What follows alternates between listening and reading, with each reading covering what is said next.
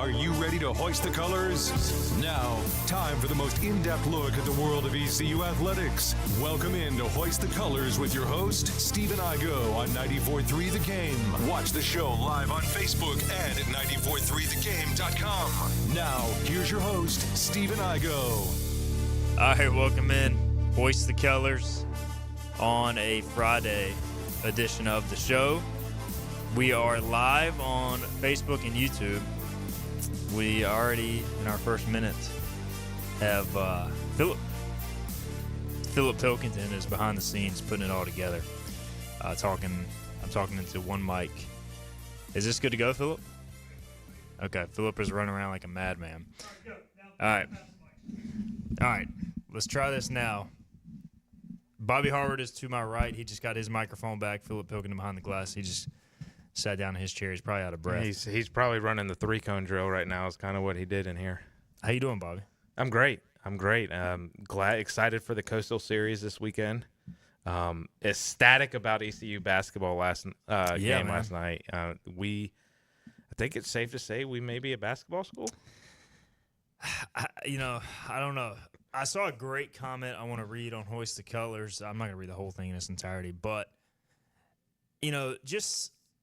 let's just enjoy the ride, man. Oh, I know it. A lot of people are like Mike Schwartz, he's got to rebuild the roster, which I get. Like, we'll get into all that, but I'm not worried about that. Yeah. I'm just enjoying the moment, especially now in college sports, man. We get so caught up in the portal and all that, and I understand it. And, it's our job to break it down and talk about the future, but this is a lot of fun, man. And look, I know that the conference is down, the schedule's down. We've discussed that, but this is fun basketball. Well, you say that, but there's been plenty of years we had a down Conference USA and still finished 9th, 10th, 11th in the conference. 100%. So the fact that we are taking care of business, when I saw that stat go across the ESPN score box there, they placed it right above the score box. It said we had not won double-digit conference games since 74-75 when we were, I believe, in the Southland Conference. I mean, that's unreal. That's a long time to not win double-digit conference games. That's not talking NCAA tournament. That's not any of that stuff. That's just double-digit conference wins. John Moody says, ECU Hoops Appreciation Post. Let's see what happens. Case Ramaley says, pack your bags, buddy. Well, hey, ECU, I'm still not too worried about it, guys, because for reasons I'll mention, but FAU on Sunday, I'm not feeling great about that game. Oh. And even if ECU wins, UAB's got to beat Tulane, and Tulane has lost one conference game at home this year, and UAB has nothing to play for, really, because they are locked into the 3 seed. So I'm a little worried about this top 4 seed. I'll give you the UAB-Tulane game. That does give me a little bit of concern. But I don't know, man. What was really cool, the coolest part of all of last night, on top of winning, you got Mike Schwartz taking the mic after to thank the fans, which was really cool. You could hear that through the TV. And then you could probably hear it better through TV than through the Minji's. Oh, really? Yeah, I can understand a single word he said, but it was cool. Well, I was so upset. I had full intention of trying to make it to, like, the second half of the game. I'd mentioned to you last week we were trying to put up the projector screen in our man cave or whatever, and we ended up scratching that because of lighting and graininess in the projector. So we mounted a TV last night. But back to the important stuff of the game. What was cool seeing after the telecast was RJ getting interviewed by the reporter and the whole team come running up to him. Like, you could just see, we've heard it, Mike Schwartz talk about it going into the season, the camaraderie of this group and how that trip to the Bahamas helped them build team chemistry. But you could really see it last night, and that was really, really cool as a fan and somebody who's just been hoping and wishing for ECU basketball to finally be just competitive, and they are for once, and it's awesome. John Moody says it sounded like old Minji's at one point last night. Yeah, there were occasions where really it was like just like it felt like a basketball school, like everybody in the arena like standing up and cheering during like a stretch of good action, like on both ends, and like everybody's just like cheering on the team. I'm like, man, this is what it feels like. Like mid-possession, the fans would just stand up during an ECU possession to like start cheering and chanting. I'm like, this is awesome. So you had all the dunks, Jordan Riley, C.J. Walker. The windmill. The windmill. That was awesome. Like, I mean, it was just like they were hitting threes. I didn't know what to do, Philip. How'd you like it on were you producing last night? Yeah, I was. Okay. That's why I wasn't there. No, it was awesome, man. The you can just tell it in Darren's voice. First off, he was a little giddy because he had missed the last 2 games, and he was excited to be back. And man, it was fun. And we have our own little cheering or disappointment segment during each commercial break where we get on and complain, or we talk and we cheer, and it was almost positive every single time, which made it feel like Wags tweeted and you just asked, are we a basketball school? I don't know, but I do like what you said there. I go with kind of enjoy the moment, when you look at the song, and I know that's a long ways away from us making it to the dance and getting our one shining moment, but it says in the blink of an eye the moment's gone. So I'm kind of with you. Let's just savor it. Like, hey, we are 10-7 in conference play. We are 18-12. We won 60% of our basketball games, baby. Let's just enjoy it. Whatever happens, the last few games happens. Let's just be along for the ride and try and enjoy it as much as we can. I would also like to publicly thank Ron Hunter because he is the called off best. the dogs with yeah. a minute. I was like, thank goodness we don't have to sit through all this spelling crap He's back like, and I don't forth. even want to try. Yeah. He's like, we can just win Sunday. We're good.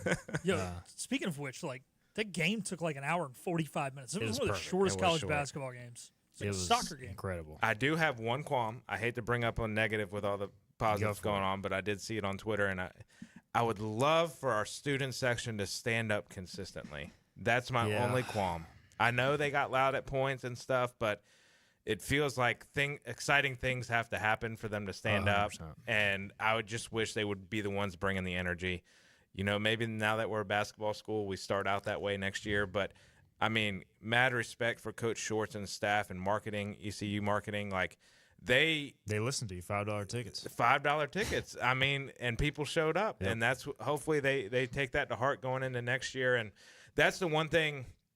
I've been critical of Schwartz's staff moves and stuff, but the one thing I've been roster moves, but the one thing I've been impressed with throughout his tenure here is constantly trying to be creative and find ways to get students into the seats because he knows how important that is in college basketball, and he's been consistent with that and delivered again last night. So, All right, we got some comments here. Again, ECU beats Tulane 73-64. In a minute here, I'll run through what that means for the standings, what the conference tournament would look like if the season ended today, and we'll look at different scenarios there. We also, by the way, before I forget, we will have our game-by-game football schedule predictions. We'll start that here in a little bit, so stay tuned for that. Yeah, John Moody says, unfortunately, the Minji's Maniac section is dead. There are a few guys. There's like 5 that show up with flags and try to stand. Everybody else is sitting, and like when I was in school, at the least, the middle section was always standing. well, who was the guy that the very tall guy? I can't think of his name. He did a halftime contest one time, dunked it. Somebody put his name in the chat because Yep. he would always dress up. He'd wear the He really would short dress up shorts. as a basketball player. Yeah. I can't believe I'm forgetting his name. Somebody just help us out in Yeah. the comment section here. I know you know who we're talking about. He was always Seabass? Seabass, Yep. yes, Yeah, there we go. yes. Because when we talked to him a little bit once, when we played Wake Forest in the Greensboro Coliseum my freshman year, so that would have been 2009, 2010 season. We rode on a bus together up to the Coliseum with the group of ECU students who purchased tickets to that game. So got to converse with him a little bit there, but he was the one that always brought the energy when I was a student. All right, B. Pay says they need to move the cameras to the other side and fix concessions. He said the cameras had people in front of them a few times. I remember that happening back in the day. The problem is the camera setup at the top of the arena is not great. So if you do have people sitting at the top, which is good in a crowded game, you have people that stand up and get in the camera shot. So that's just part of it. Jeff, I do agree on the concessions. That seems to continue to be an issue when they do have good crowds. Long lines again last night, so hopefully they continue to work on that. Again, a good problem to have per se, although you don't want it to be a consistent problem. Jeff Oliver says C.J. Walker is a dog. RJ feels like he could be an even better pro than college player. Let's Go says someone find Seabass. Rich says Seabass was the man. Hunter says also more respect for Coach Schwartz and this team. Watched my first game last night since the loss to North Alabama, which isn't that bad of a loss. Now, we had multiple people say I guess after the North Alabama game, they checked out. And last night they returned, Bobby. And the thing I'm most happy with, usually when that happens, ECU lays an egg. Yes. And last night they played a great game. So, like, I feel like this is like, I don't even know what to do right now. No, like you said before going on the air, like, it was enjoyable basketball to watch. Like, it was fun. Like, I mean, I was sitting on my couch watching the second half, like, fist pumping, clapping, like, trying not to wake the kids up. Right. And we were up 10, 12 points, and I was just, I mean, that into it. It was really cool to see. And, like, to your point, time and time again, we've seen with ECU basketball, these moments come, and they just, I mean, Rice was kind of an example in a way, sure. not as much, but yeah, man, it's really cool. It's really exciting. I'm happy to eat some crow for my short banter before. You know, I'm excited to see I'm glad to see how he's adjusted style of play and picking up the tempo and stuff that fits this roster best. And honestly, seeing his ability to adjust gives me a little bit more confidence in his roster building. And I think maybe you had said this in on Hoist the Colors, but, you know, this is another topic for another day, but bring in transfers across the board. But for the time being, man, I was thinking last night, probably 1 through 8 in our conference could go on a run in the conference tournament. I mean, all the way down through Wichita. I think I cut it off at Wichita, and South Florida below is kind of out of it. But 1 through 8 has a chance to go through a run, and it's been exciting basketball, and we're clicking at the right time. It is, and that quarterfinal day is going to be really exciting regardless of whether we get a bye or not. We should hopefully be in the quarterfinals. But going back to what you guys were saying about the fans, I think we owe an apology to everyone we said who had been off the bandwagon since North Alabama, that if they showed up, that we would lose. We didn't lose, so to Lane and everybody else, sorry, we told you not to show up. You showed up and they won. So, hey. We assume he showed up. Maybe he took our advice and didn't. Maybe he did. And if he didn't, then definitely, Lane, you were banned from ECU basketball. Take one for the team. But if you did show up, you're allowed to come, man. I'm sorry. All right, so the latest updates. ECU right now is in sole possession of 5th place. So they can finish in 4th, 5th, or 6th, depending on what happens Sunday. The top 3 seeds are locked in, from my understanding, Memphis, North Texas, UAB in that order. North Texas has a tiebreaker over UAB. I haven't fact-checked that, but that's a tweet I saw last night from a North Texas writer. I'm going to assume he's right, that they're the 2 seed and UAB the 3. So Tulane, it's simple for them. If they beat UAB in New Orleans on Sunday, they are the 4th seed and get the double bye. ECU is a game behind Tulane right now, but if ECU beats Florida Atlantic and Tulane loses to UAB, ECU would get the 4th seed in that scenario and the double bye. Would not play until Friday of the conference tournament.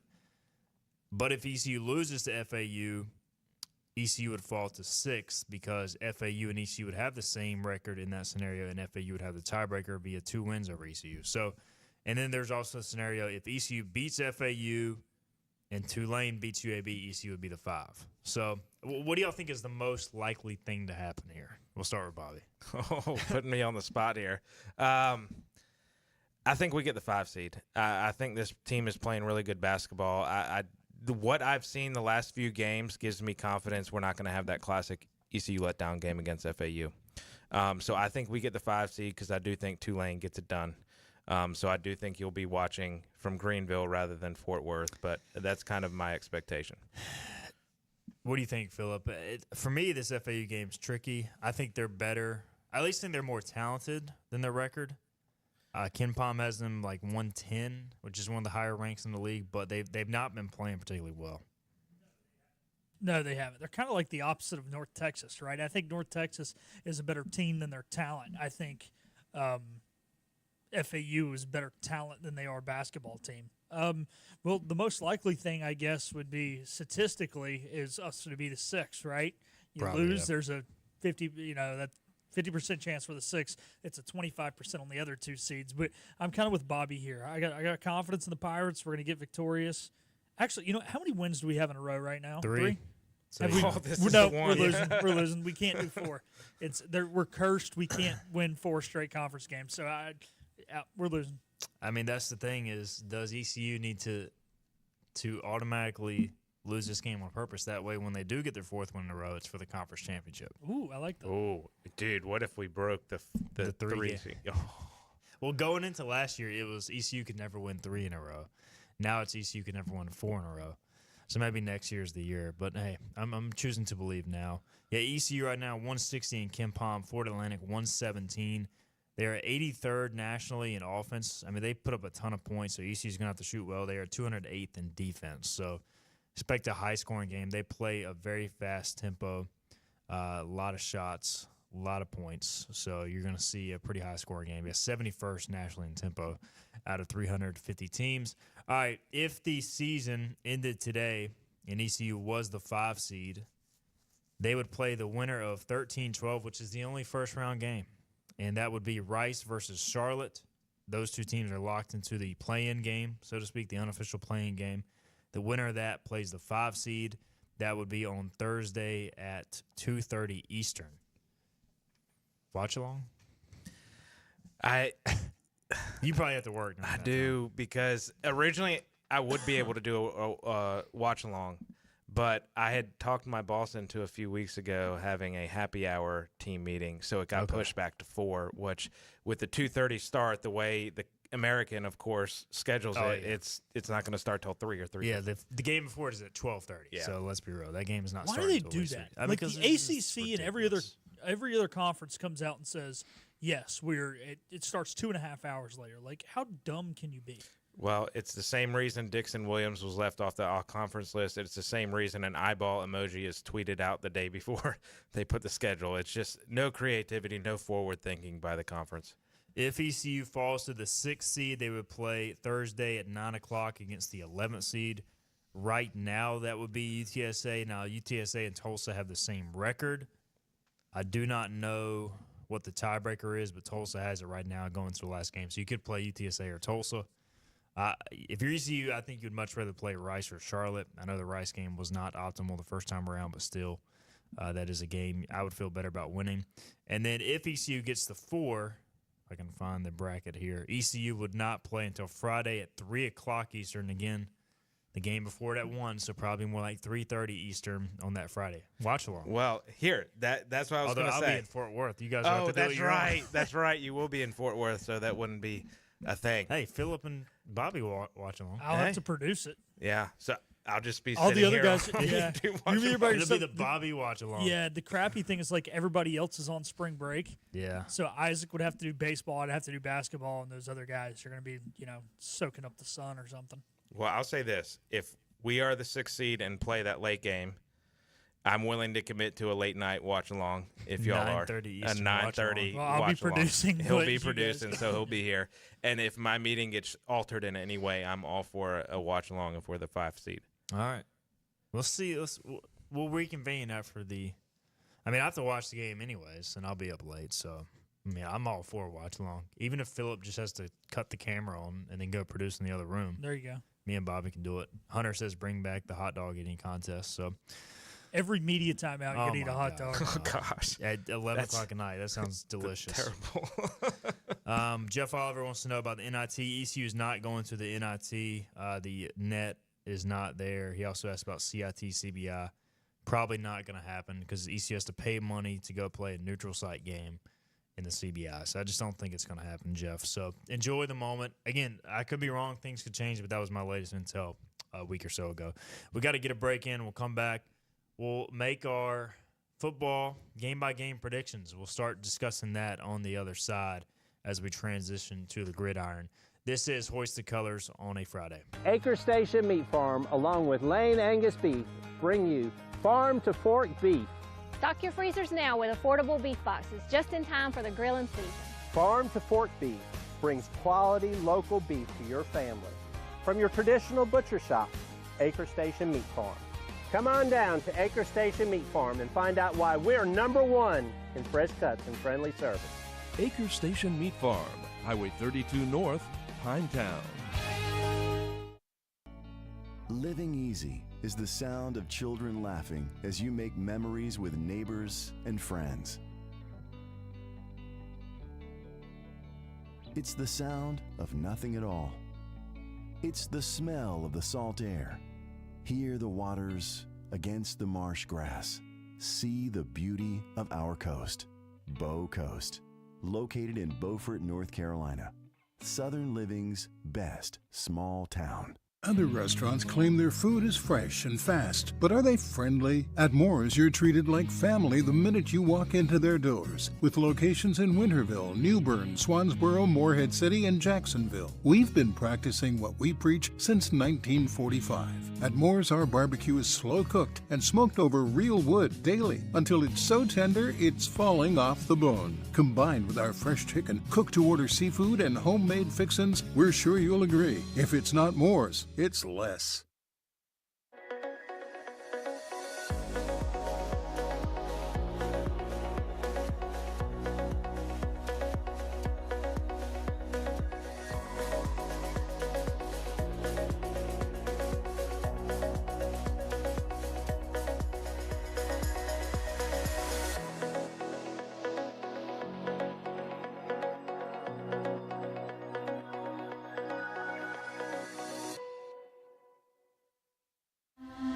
This is about you, your family, and the health of all who live in Eastern North Carolina. This is about the transformation of a health system into something more powerful and more human, about creating new ways to treat disease and keep you well.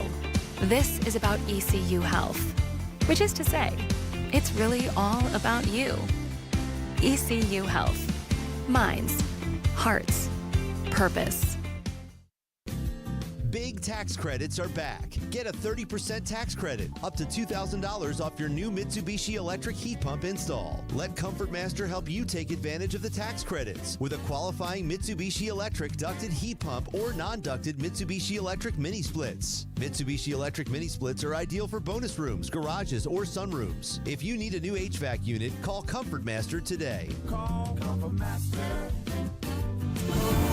We're live with Stephen Igo on 94.3 The Game. Hoist the Johnny Roger! Now, back to Hoist the Colors. All right, welcome back in. Hoist the Colors. Bobby Harward today brought to you by Sup Dogs. One of the best in the business, not only in Greenville, but nationally, as they are a multiple-time Barstool Best Bar champion. Sup Dogs, you can check them out, 213 East 5th Street, Greenville, North Carolina. Also support Crush Vodka. Sup Dogs and Crush Vodka do a ton for ECU Athletics. Team Boneyard. Saw Brett Oliverio at the game last night. Enjoying it, so definitely support Sup Dogs. They do a great job supporting us, and they're bringing you Bobby Harward today. And I don't know, guys, we got to make some football picks, but I kind of want to keep talking basketball.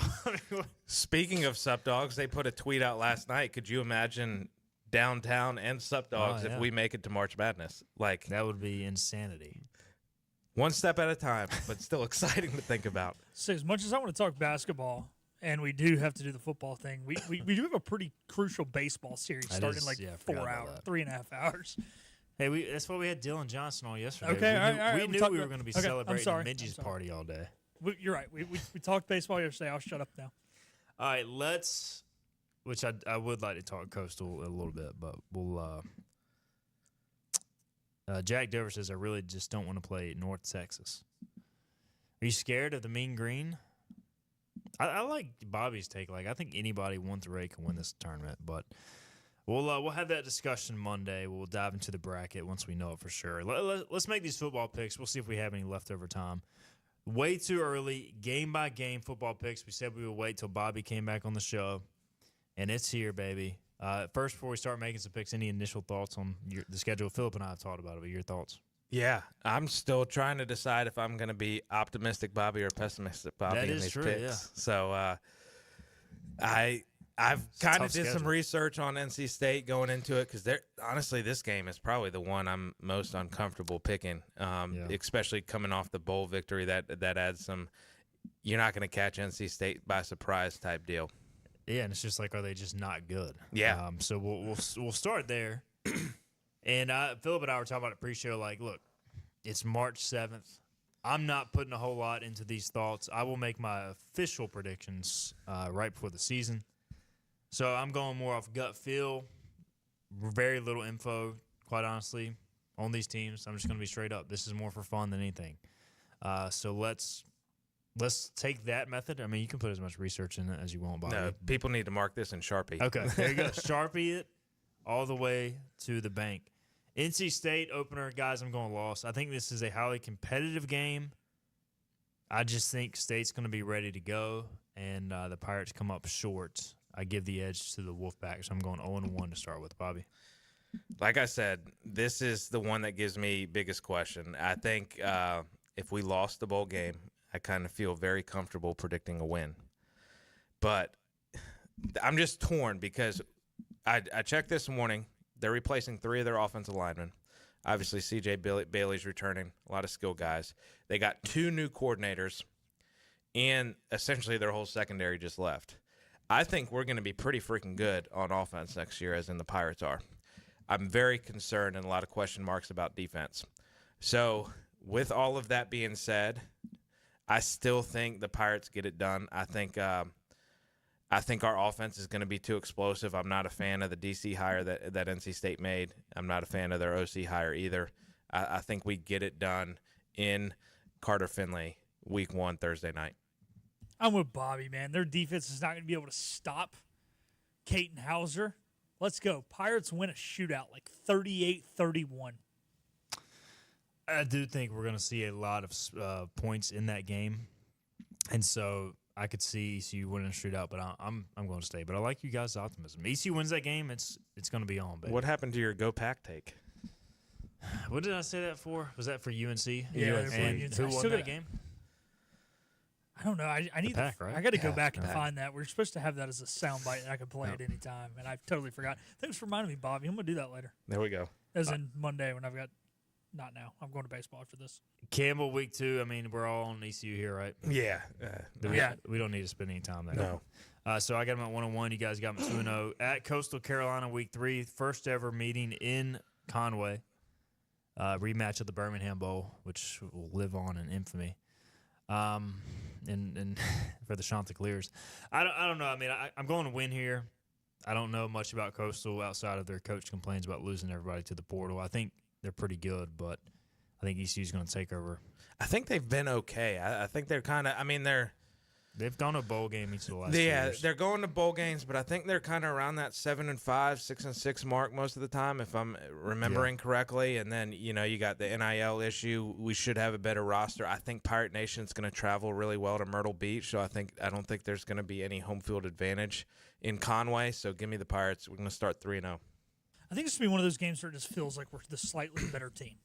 Like we outscored them 7-3 one quarter, 10-7 the next quarter, and like you look up and we win the game by like 13 points or something because we've outscored them by like half a possession every quarter, kind of thing. All right, so I've got them at 2-1. You guys have them at 3-0. Yeah, 3-0 going into BYU. Pat McAfee and crew come to Greenville for college game day. Here. You're definitely optimistic, Bobby. Now, I'm going to be honest, guys. I got this as a win. I love it. I think. I don't know. Even if ECU's not playing great at this point, I just have a gut feeling about this game. I think Dowdy will be rocking. Scotty Montgomery hammered BYU. That was a lot different BYU team. It was a lot different BYU team. I just think West Coast, East Coast, they do have a bye right for this game. This will be their first road game, though. I think the Pirates kind of catch BYU sleepwalking here and win a thriller. I'm going to go loss here. I think it's going to be a very, very tight game, though. I think BYU is going to take advantage of us in the trenches and play physical style football, be able to run the ball. And right now, with my concerns about defense, our defense, and specifically the defensive line, give me the Cougars to get it done in a close one. 3-1 right now is my record. This just feels like the game where ECU misses a field goal to lose. Oh, don't say it. Don't put that juju on us. Yeah, that's what happens. Hey, Conrad hit a field goal 28-27 in Provo years ago. True. This is a different BYU team, man. Rutzloff is going to carve up our defense on a couple drives, and I say he's going to do it all day. And they've got some, 26-year-old grown men playing line, and we're going to struggle. We're going to find ourselves in it late, and we're going to blow it. We're going to do something stupid. All right, that is 4 games. We'll get 2 more before our break. All right, Army on a short week. I have this one as a loss. I think short week, And coming off an emotional win, guys, I mean, let's be real. That's the recipe for disaster when you're facing the triple option. So I'm going loss here. That drops the Pirates for me to 3-2. Yep, 3-2 and 0-1 in the American. Bobby. I'm going to go win here. I think Army's going to come back to reality a little bit. They're still a well-coached football team, don't get me wrong, but Daly did a lot for them. Feel very confident in Blake Harrell's experience with the triple option. I'm not sure how familiar Josh Aldridge is with it, but Blake Harrell's obviously going to be overseeing a lot of it as the head coach. So give me the Pirates even on a short week. No, short week. I do think Army takes a step back, but short week, this is just a recipe for disaster. We always struggle at home against the service academies. Give me Army. Pirates get a week off, and then they take on Tulane on another Thursday night game on October 9th. This will end the first half of the season, the 6th game of the year. I think Tulane's going to be one of the better teams in the league. I think this is a tough game on the road. I'm going back-to-back losses to start American play. Pirate Nation freaking out. A few weeks ago, we beat BYU. We were heading to the playoff. Now we're 3-3. The world is ending. It's a very great prediction there. I'm also going a loss here. I have not experienced Tulane's new stadium, but it's not great. It's Thursday night game. They're going to be pretty good. John Summerall's a great head football coach. So 4-2 at the halfway mark for the Pirates. Does Tulane have a bye before this game, or are they on a short week? I'm looking now. I would assume if ECU is getting a bye, that Tulane would also get one. They get a bye. Yep. Yeah. You know what? Yep. Nobody shows up to these games. This will not be a home field advantage. We will have had a week off. We will be prepared. We will be upset that we've lost 2 in a row. They're going to be a darn good football team, but you know what? This isn't a Willie Fritz coach Tulane team. Give me the Pirates. Man, the John Summerall disrespect. But hey, I like it. You got ECU winning at State and at Tulane. Those would be 2 massive wins. So you have them at, 4-2? Yeah, Bobby and I both have us 4-2. You have us 3-3. So I have ECU beating BYU, but have a worse record than you guys. And you guys, yeah, crazy. Beating the team that should have made the college football playoff last year, they shot themselves in the foot, and you got us beating them. A team filled with 25 and 26-year-olds. Yeah. You want to rethink this when I go? No. Well, hey, gut feeling, baby. Jack Dover says MJ Morris is Coastal's quarterback this year. Yeah, former NC State quarterback. And Let's Go says Tulane feels like the week world starts to crash for sure. All right, let's get a break in. We'll come back. We'll hit the second half of the schedule. We'll make our game-by-game predictions for that on the other side. This is Hoist the Colors on a Friday. Hi, I'm D.R. Alligood. And I'm his daughter, Jessica. For 11 years, we have built quality driveways and parking lots for both your residential and commercial needs. We also offer free on-site quotes to have your custom driveways built the way you want. 252-946-1227. Looking for a great deal on a new Nissan? At Greenville Nissan, we've got a great selection of new Nissans for under $30,000. The stylish Nissan Sentra, offering top-notch fuel economy. The Nissan Altima, known for its comfort and technology. The Nissan Kicks, the perfect combination with its compact design and performance. The Nissan Versa, delivering incredible value without compromising on features. And don't forget the Nissan Rogue, an award winner for 10 years in a row. Drive it home just for $22 down and $349 a month. Visit GreenvilleNissan.com today. Greenville Nissan, where we drive to serve. You know what the problem is with standard belts? Usually you have to choose between too tight or the opposite, too loose. But with Anson Belt & Buckle, you don't have to choose. We got rid of the holes and instead have a track system designed for micro-adjustability. That way you can enjoy a perfect fit every time. Anson Belt & Buckle. Find your perfect fit today.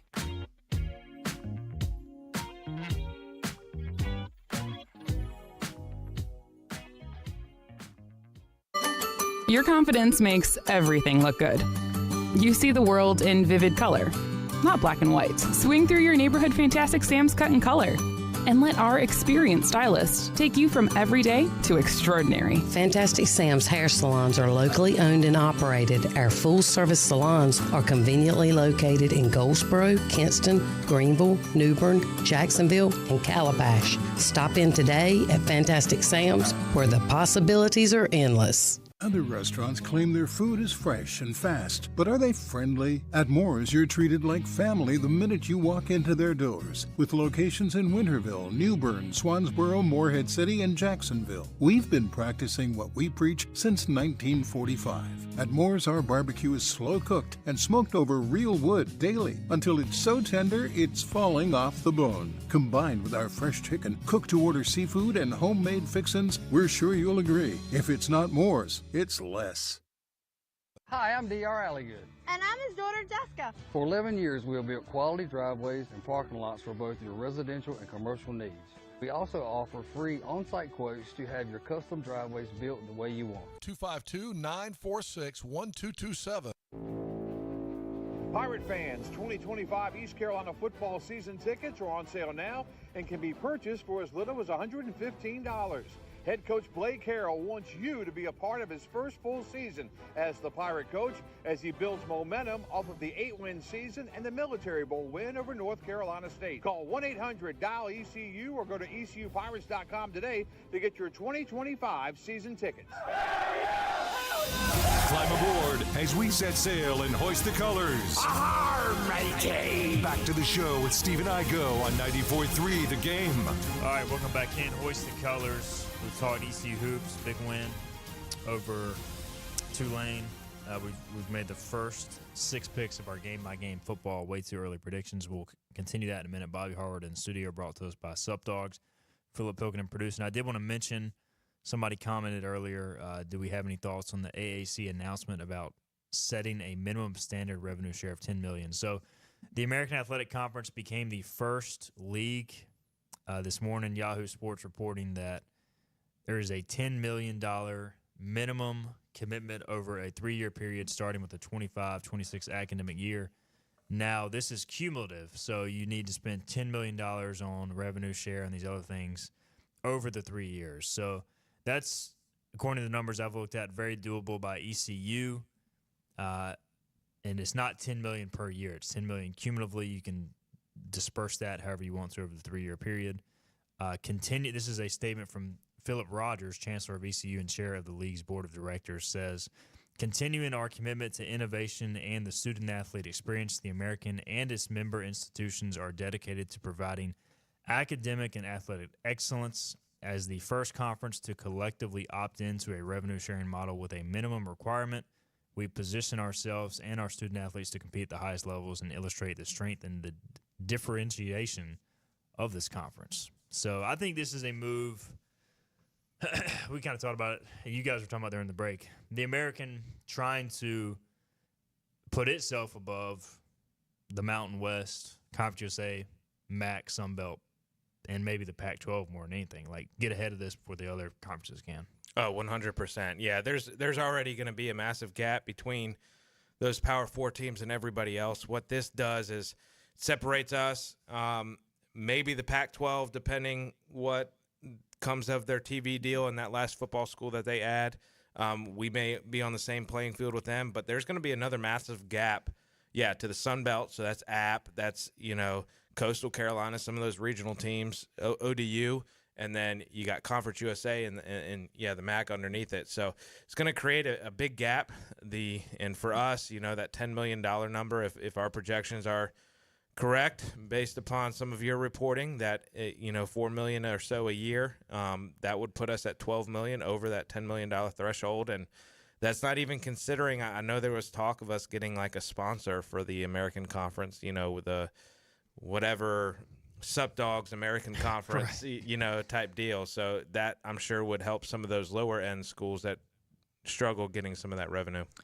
Now, to clarify as well, Army and Navy are exempt from this as federally funded service academies, but schools that fail to meet the $10 million standard at the conclusion of the 27-28 academic year could be subject to a review of their membership status within the conference. So there is your news there. We'll get more into that as revenue sharing, all that becomes. Just quick yes or no. What's to do with Wichita State here? Because they don't have football.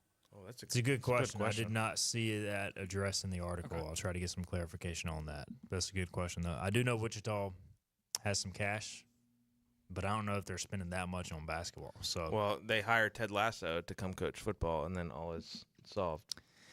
That is true. Yeah, From the show. Cameron says, how in the world are schools like Tulsa and Rice going to be able to survive in this revenue sharing era? Well, Oil money, baby. Yeah. Private schools, they're in Texas and Oklahoma.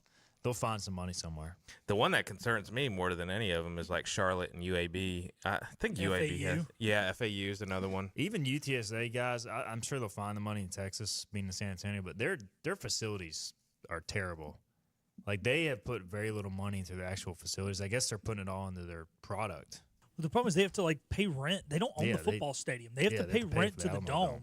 So there's that. Grady's, I was talking to him, and he said the softball stadium is equally as crappy as the baseball stadium that we know Scooter's complained about. Yeah. God awful. So, I mean, they've got some issues. I know that they've succeeded in football under Jeff Traylor, but I wonder what their financial status is. All right, let's get back to our picks.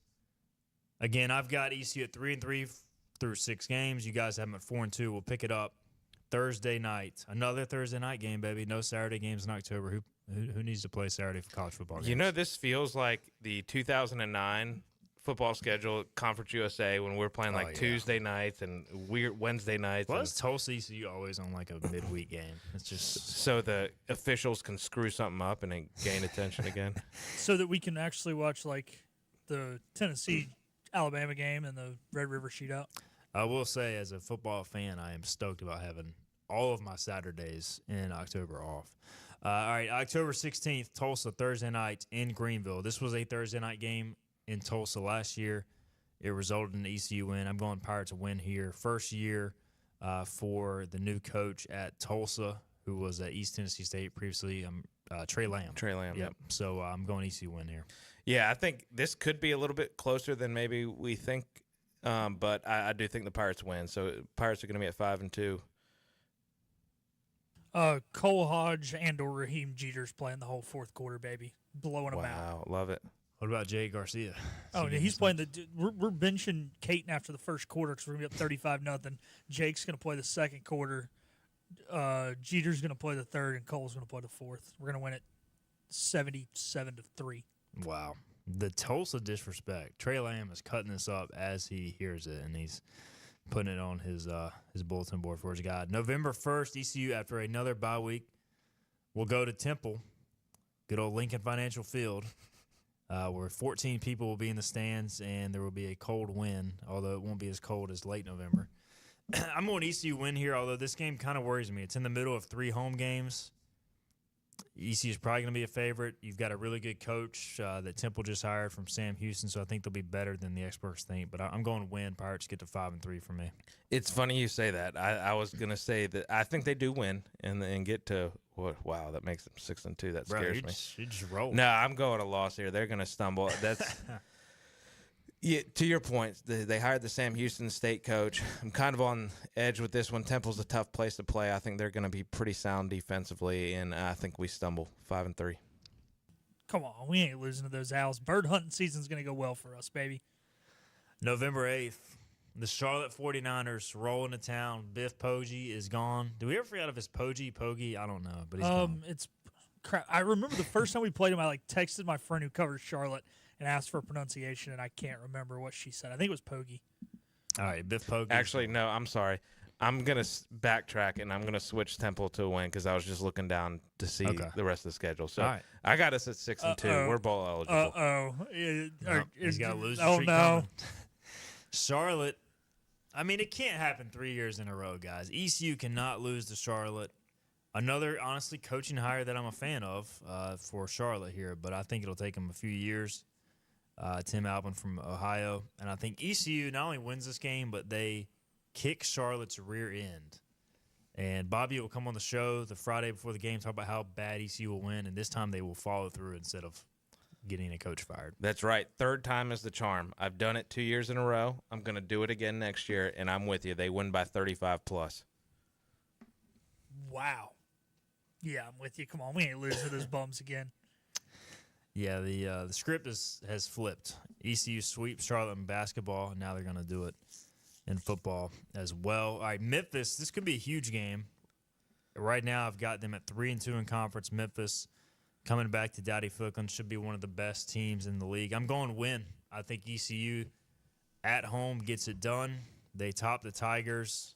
Doesn't take 4 overtimes this time, but ECU gets a win. So I have at 7-2 right now, and after this week they'll be 7-3.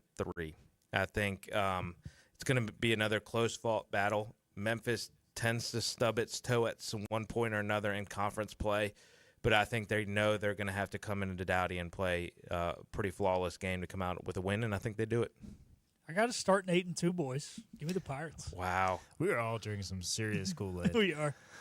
All right, I've got them at 7-3 and 4-2 in conference at this point. At UTSA, UTSA has not lost a home game since September of 2023 against Army. And I think that the Roadrunners are a different team in the Alamo Dome, which they rent, don't own, but still they play well there. And I think this is a loss for ECU, and this will end their conference title hopes in San Antonio. So Pirates fall to 7-4, 4-3 in the league for me. Same here. They're a different team in the Alamo Dome, and by they I mean UTSA. They just don't lose there and they play well at the end of the season. Seeing Jeff Traylor's statistics from his record in the first month and a half of the season to the last half, it's a different animal. You give me the Roadrunners 7-4. Yeah, I'm going loss here as well. All right, I've got them 7-4. Bobby has them 7-4. Philip has them 8-3. Yeah, still a solid record. FAU, the season finale, Boca Raton. If you're going to play a season finale in late November, I can't think of a better place than Boca Raton. You'll still have more fans than them. Yep, it'll be warm. It'll be warm. I'm going ECU. If there's one place ECU can win, it is FAU Stadium. They did it during the 2-10 season. FAU's got a new coach, kind of a little bit of a head-scratching hire.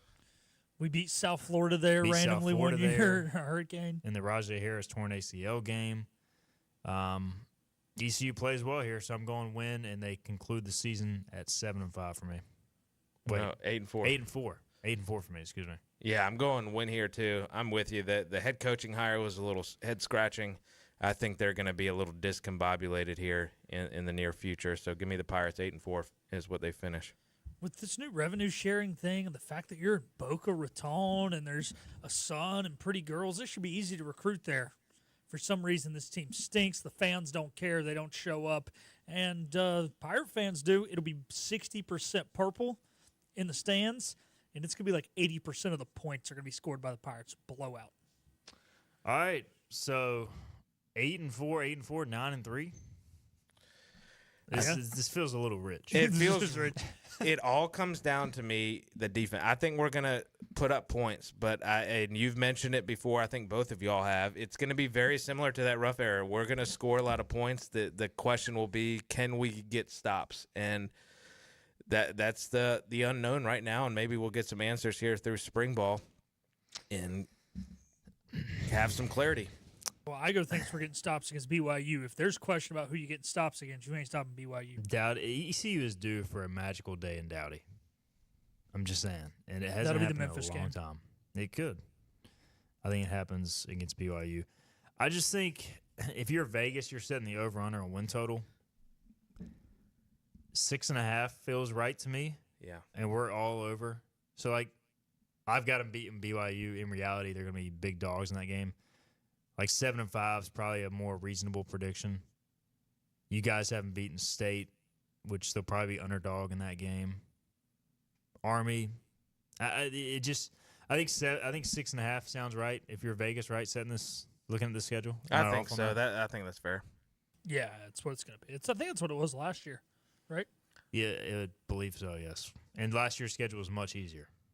This team's much better. People realize they're better than last year's Right, team. you were coming off a 2-win team or 2-win season, and that probably plays into the fact that we have so many Thursday night games too. All right, Cameron, before we get a break, he says the schedule's brutal. Depending on how our record is after the first 4 games, we will get a good understanding of what the potential is for the team. I think 6-6 or 7-5 is more likely unless we pull off an upset versus State or BYU. So 100%. Everything he just said is spot on. Yeah, but we're sure. upset in State, and that's why we're going to have a magical season. And we're upset in BYU. In my reality. All right, we'll get a break in. We'll come back. We'll what happens if you beat State and BYU? We'll talk about it. Can the Pirates make the playoffs? We'll touch on that to wrap up the show. This is Hoist the Colors. It's time to bring on the savings at Greenville Toyota with huge discounts on over 125 new Toyotas, like a Camry, $269 a month, or RAV4, $339 a month. Now bring yourself to Greenville Toyota and save. The team of Flatlands Jessup is working overtime to help ensure that Eastern North Carolinians like you get the health insurance help you need this open enrollment period. New legislation passed, meaning more people than ever qualify for affordable coverage. Let us help you today. The best burgers around. Everyone loves a thick, juicy, and fresh burger. Tiebreakers does real burgers better than anybody. And don't forget about the cheese sticks, fresh salads, and more. So don't just go to any burger-themed restaurant chain. It's time to break the chain and eat local. Tiebreakers, burgers and sports at its best. Everybody loves tiebreakers. Big tax credits are back. Get a 30% tax credit, up to $2,000 off your new Mitsubishi electric heat pump install. Let Comfort Master help you take advantage of the tax credits with a qualifying Mitsubishi electric ducted heat pump or non-ducted Mitsubishi electric mini splits. Mitsubishi electric mini splits are ideal for bonus rooms, garages, or sunrooms. If you need a new HVAC unit, call Comfort Master today. Call Comfort Master. Call Comfort Master. Tired of the 1-800 numbers advertising Medicare products? Flatlands Jessup has 6 offices all throughout Eastern North Carolina. You get face-to-face help from our local award-winning licensed team.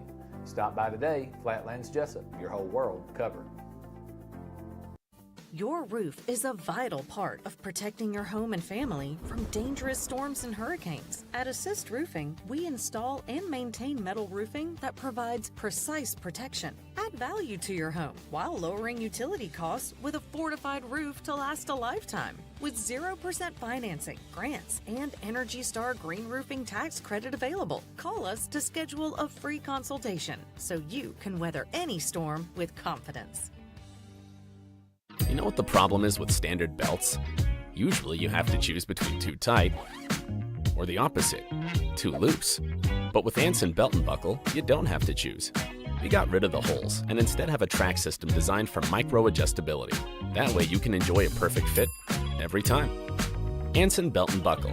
Find your perfect fit today.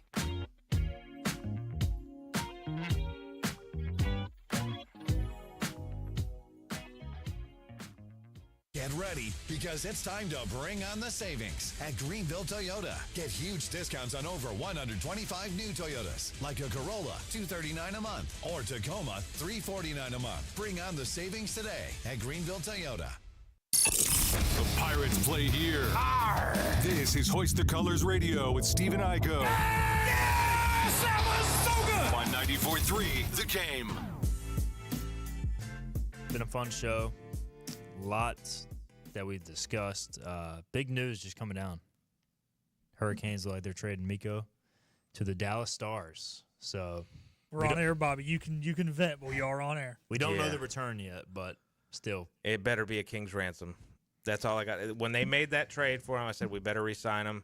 I think they are the Jake Gensel move from last season is kind of probably in the forefront of their mind. They don't want to lose a guy in free agency that they trade for without getting nothing, but still, what's frustrating about it to me is we've offered, granted, no income tax in Texas, but we offered like 1.5 more million per year to 2 million more per year than Dallas did, and the fact that he just didn't want to be in Carolina, like, slap in the face. It's a slap in the face. Yeah, he's turned into one of my least favorite NHL players now immediately, like within the last 5 seconds, and I hope Dallas loses the rest of their games. Who do you hate more, him or Eric Halla? Oh, Eric Halla, yeah. Yeah, and Joey Football actually had quote tweeted and said 2 words, Eric Halla, and he's correct. He's the new Eric Halla. There's your hockey talk. I do want to get in just before we wrap up here, guys, kind of teased.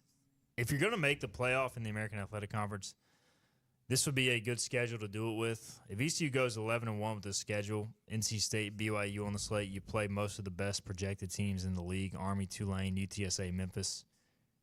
I think if you go 11-1, you got a legit shot, especially if you somehow – if your only loss is to BYU and BYU has a really good year, it looks good.